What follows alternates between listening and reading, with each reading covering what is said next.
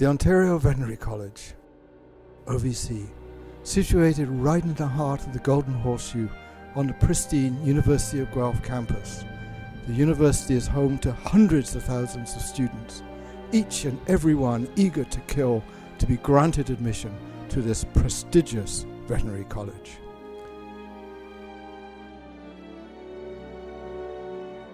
It is the month of February. As the bitter cold settles in, the subarctic conditions begin to take their toll. As the sun begins to vanish and the temperatures drop to minus 70 degrees centigrade, all the living things are forced to seek shelter and warmth. Divided into 4 phases, the Doctor of Veterinary Medicine curriculum is widely known for its competitive and cutthroat nature. Roaming the halls and lurking in the classrooms, there are mysterious creatures of all shapes and sizes. Some of them rule the OVC, while others choose to scurry, scrummaging for food and resources, staying under the radar to remain alive. The Phase 1 students, bottom feeders, admitted to the college every year, they are hungry and desperate for validation. Despite their efforts, they appear to be young, naive, and lost in every way.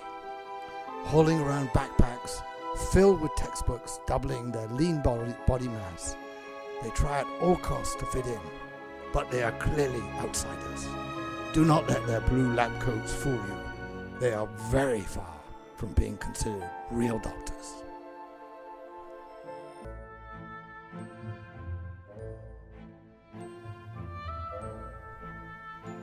Each day, they join the other phases in a mass migration from the depths of 1438 to the daily pizza lunch in one of Mother Nature's truly breathtaking demonstrations of organized chaos.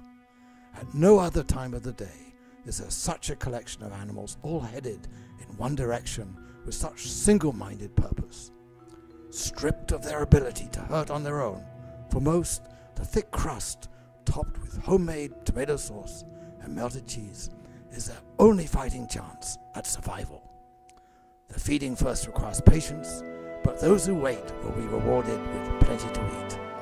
They will need all the nourishment they can get if they wish to survive the examination period and make it to Phase 2 next fall.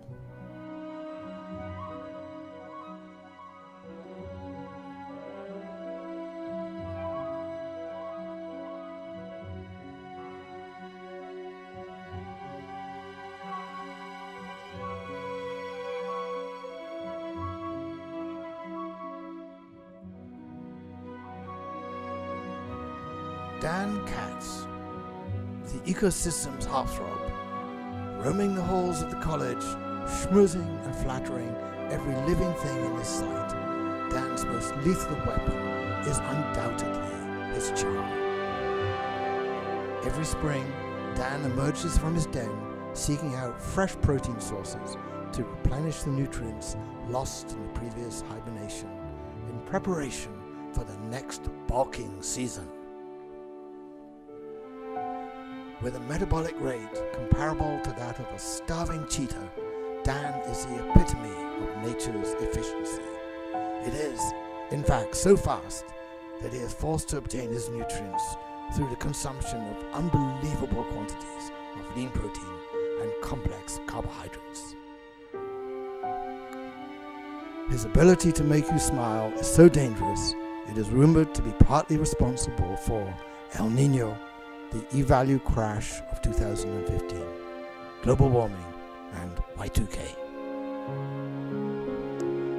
When he is not on the prowl, this predator can easily be spotted in the wild, charming other species and doing favors for those in need. A miraculous display of altruism. He remains a threatening yet essential component of the OVC food chain.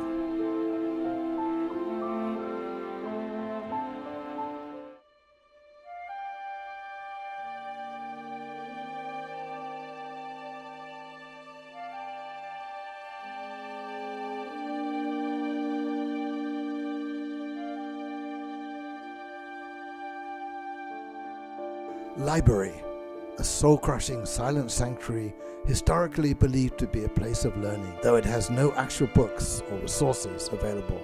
Here, the nocturnal creatures of OVC can be found. Take, for instance, the soul. To survive the harsh testing conditions, many students will spend countless hours here, wondering if they've perhaps chosen the wrong path in life, a harsh reality for several within the college.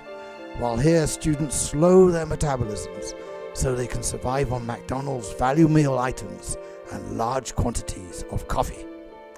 With final exams on the horizon and a true test of survival of the fittest, many students remain here for months on end, sitting in exactly the same spot, absorbing absolutely nothing.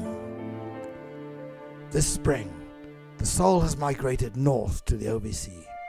He represents just one of many American students attempting to survive in his temporary Canadian habitat. Some of them, such as the soul, avoid the Arctic condition by staying indoors, laying dormant in square-like structures scientists refer to as cubicles. This beast will establish a long-term habitat in his cubicle with hopes of raising his offspring. These 3 walls will provide the protection needed under the stresses of OVC life. Silence is paramount in this space. Any sudden movement could attract attention from others, alarming species, nearly resulting in the filthiest of looks.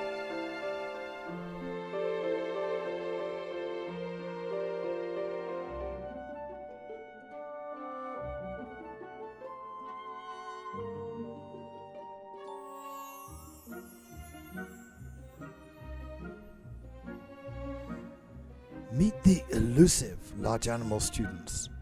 While genetically the same as the other 4th year students, these beings are easily recognized by their unpleasant scent that can be tracked for thousands of miles. Unaware of how to care for smaller animals, such as puppies and kittens, these filthy beings have been believed to have evolutionarily diverged from normal people millions of years ago. Unfortunately, there is nothing for them here. Early every morning, they flee their natural habitat, desperate for experience, desperate for patience. Collectively, donning their blue camouflage, plenty of water-based lubricant, and arm protection, these smelly specimens will spend the rest of their day placing their extremities in the rectums of cattle nearby. Perhaps there will be patients in hospital tomorrow, but it is unlikely. Only time will tell. Those desperate enough to survive have begun fighting against their evolutionary inferiority, and many have attempted working with smaller animals. Though hard to watch, this experimentation is their only fighting chance at achieving success. Deep within the small animal hospital lies one of the most interesting species known to the college. The residents.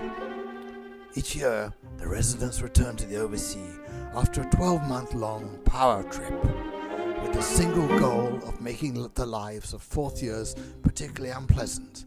They are known for their unattainable requests. Lacking the facial muscles permitting the species to form a smile, they separate themselves using a protective layer made of natural cotton. This is known to wildlife biologists as the shield. Differing vastly from the 4th year student lab coat, pay particular attention to the length of the shield. Extending well below the knee, this armory has the ability to deflect questions and concerns from anyone who is not yet a doctor.